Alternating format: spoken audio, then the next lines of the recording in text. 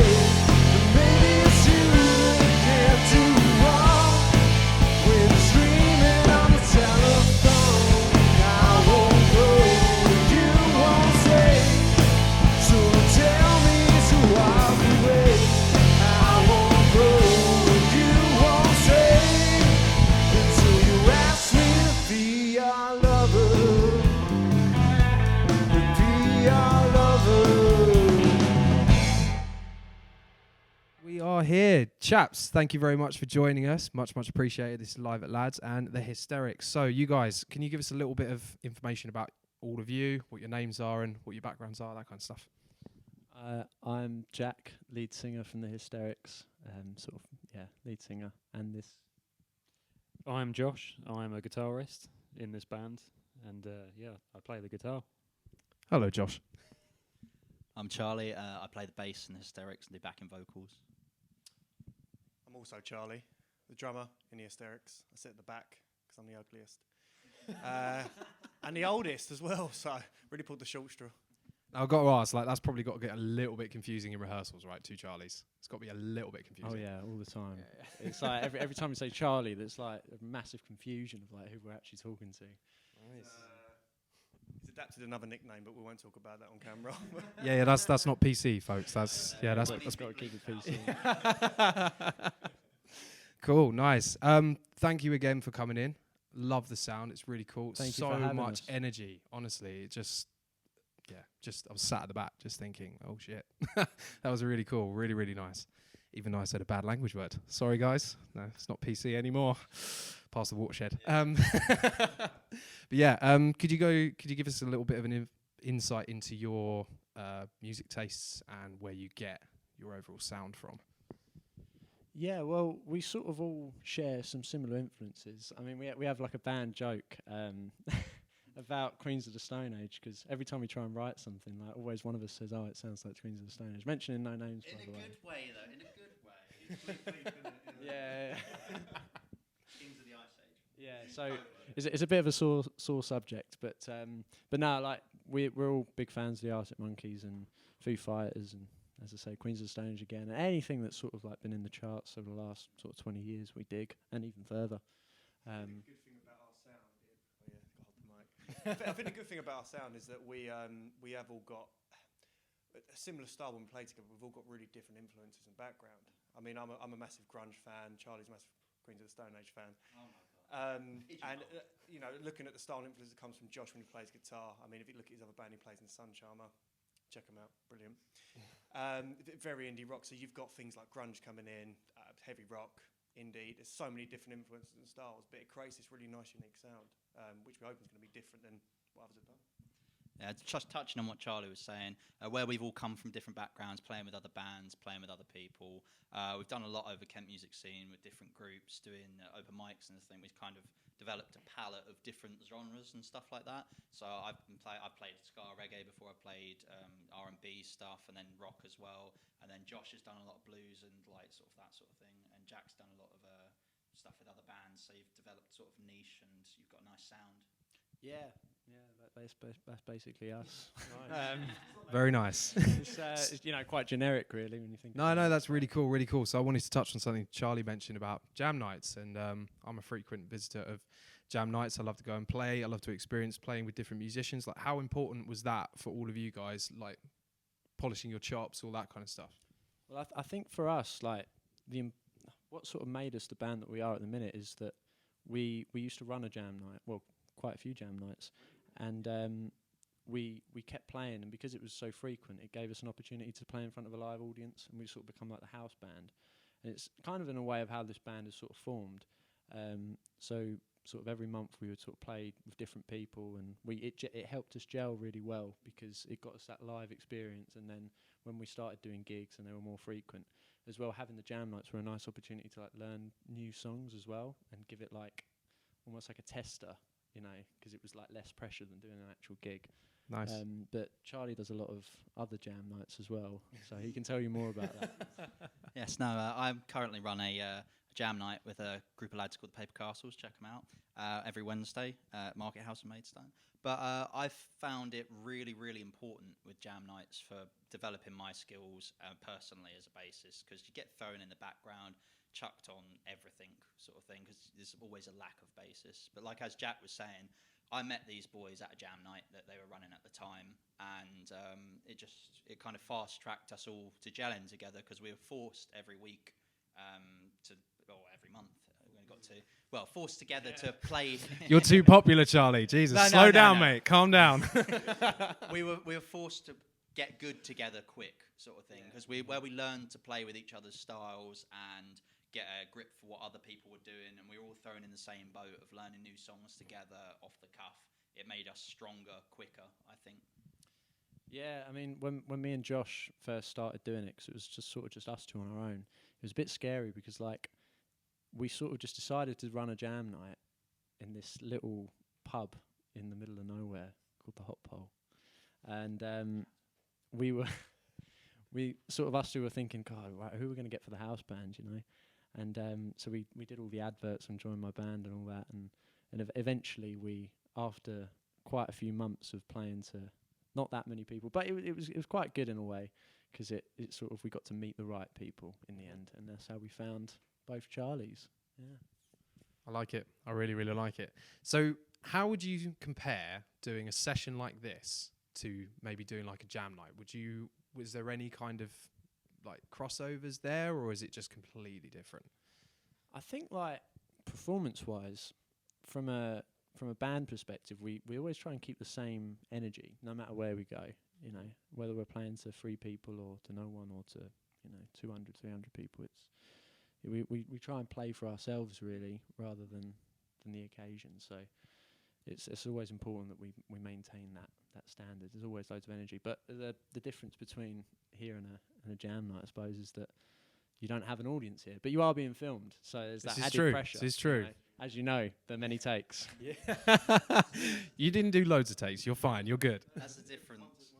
There's a difference with like jam nights as well. I found, especially, is even though we say we bring our energy to it, and every time that's one where we've got to be in the background and not sort of overshadow who's coming up to play with us, sort of thing. We very much got to be house band in the back, but we still give it our energy. We still give it our flair. And it's different with this because this is all on us, but you do feel a bit isolated because it's just sort of, there's no audience, but you're trying to give it your all and everything like that. But it's you can still capture that sort of like passion and that sort of performance if you like in the right mindset. And I think we captured it well today. What was the definition you used? Red light syndrome. Oh, red light syndrome. Yeah. Everyone gets it. As soon as you see that red light on the camera, you just start overthinking things. You get stupid hands. It is a weird feeling, isn't it? Like again, like all of us are performers, and you cannot help just looking at that little tiny little red button. You just think, I'm not quite on my game at the moment. But you guys brought the energy. It was brilliant. Like nerves wise, like when you guys play big gigs, do you guys feel more nervous doing like a big gig, if you do feel nervous at all, rather than a small gig? I actually thrive off of it. It's really Nice. weird. So like sometimes when I play really small gigs, I get more nervous because like I'm exactly the Yeah. same. It's such a weird feeling. But I remember we played quite a big gig. I think it was in September. It was probably like one of our biggest gigs we played. There was loads of people, but just the adrenaline just suddenly kicked in, and you could sort of just fly. Really, it was really good. You find that when you're in front of like a bigger audience, you almost don't have to worry about it, because you don't have to impress every single person. There's a big enough like median like of people there that are going to enjoy it. We did a gig recently on the weekend. It was packed out, and we were all just thriving because we didn't care what people were thinking, but we knew that they were enjoying it. And you could just thrive in being in our zone. But you find when you have a smaller gig, a more tight gig in a smaller pub, or like on a Sunday, or if there's less people there, you feel like, I don't want to be too loud.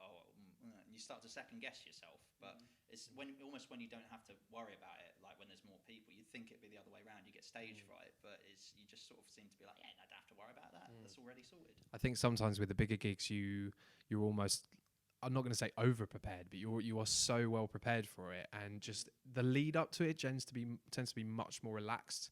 Like especially if you've got like people on hand, sort of like artist liaison, that kind of stuff, just looking after you. You're fed, you're sorted, you're playing on a good stage. The sound is good, because again, you think about a lot of pubs, a lot of small venues. They were not built with musicians in mind, really, were they? They were built with people drinking beer in mind. So, yeah. But I can't fault pubs. Pubs have been probably one of the biggest advocates for live music, particularly in Kent, and they've done very, very well. Obviously, post lockdown, they've done very well about keeping bands going, which has been brilliant. But yeah, just once again, thanks, chaps. If you want to just give everyone a little bit of a plug, just on your social medias, all of that kind of stuff, that'd be great. So we are, as a collective, we are the Hysterics on Instagram, and the Hysterics on Facebook and on Spotify and all that. Do you guys want to add anything? Josh, you haven't said a lot. So. No, I'm all good. Yeah, you've covered it all. Oh, brilliant. Just a quick one. I mean, I think we've got to give a big shout out to the venues that we've played at in Kent, all the small venues. They're keeping the music alive. I think all bands at our level, all musicians at our level would agree. Without them venues, there wouldn't be any room for us to grow bigger. So big shout out for them venues for keeping the music alive, and big shout out to the promoters as well for getting us gigs and keeping us busy. We really appreciate it. Nice, well said. Last question. Is there anyone in Kent, or any bands, any artists, anything that you guys would like to be on the same bill as? Because I know obviously you guys have done a mixture of originals and covers. So if you could either be the headline act and then have a support, or vice versa, who would you choose? Is that like locally? Yes. Locally, okay. I mean, that's every man's dream, not going to lie.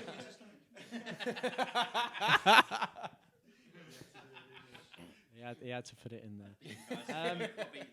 I don't know, but like there's certainly like local and live and that sort of stuff in Tunbridge Wells would be quite cool to get onto, sort of in the forum and that sort of area. Maidstone Fringe Fest as well. Yeah, Maidstone Fringe is very good. We played there this year, didn't we? Yeah. But we But yeah, sort of just try and keep expanding and keep doing what we're doing, you know. So There's a lot of like we got a lot of contacts in the Maidstone music scene. It's one of the best scenes at the moment. I'm arguably biased on it, but got loads of people out there doing some really good originals music and some really talented cover artists out there. There's a lot of people in Thanet as well. There's a big Thanet scene that shout out them. we've played some really good gigs in Thanet actually. Yeah, no, we've done some like food and drink festivals, and we've done some like pubs that have been absolutely chaotically great and packed out, and it's just been absolute like it really brings out Something about seaside towns, man. It's just there's it's something in the different air, vibe, isn't something in it? the Oh, water. but yeah, you can't have it. Big up Yeah. But yeah, no, there's a lot of artists out there, like original artists. Even like being on the same bill as Suncharmer would be great. You know, it's a great band. Check 'em out.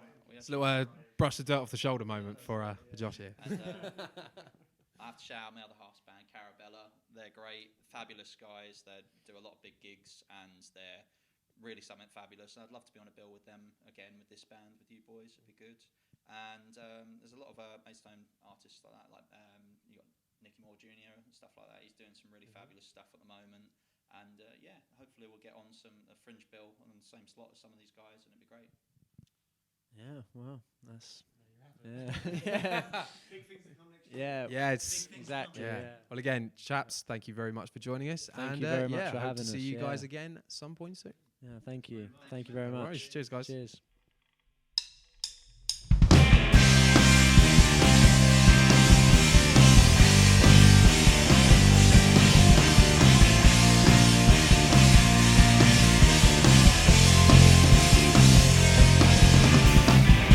It seems like that I lost it all last night, and I got no place to hide without you. That girl, she don't look the same at all, but she's knocking at my door, asking for more. 'Cause you've been thinking it's all over now, but don't turn around and don't let it get you down. You can lay down, you just gotta go. I can't be around 'cause you get me so low, so low.